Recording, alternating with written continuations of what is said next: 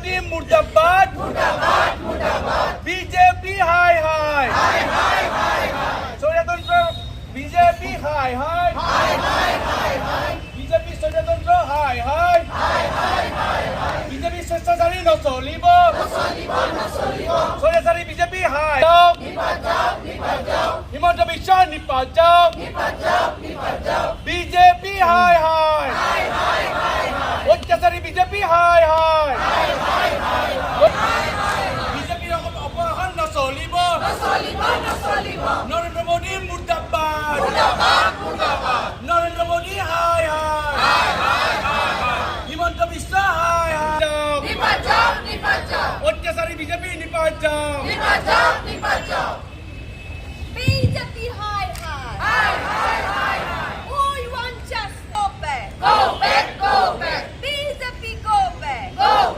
সময়ত নিৰ্বাচনৰ প্ৰচাৰৰ মাজতো আমি আজি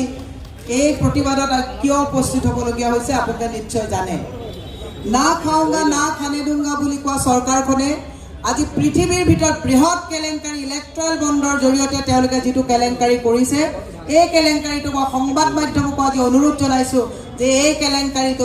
তলৰ পৰ্যায়লৈকে আপোনালোকে প্ৰচাৰ কৰাটো আপোনালোকৰ নৈতিক দায়িত্ব আৰু কৰ্তব্য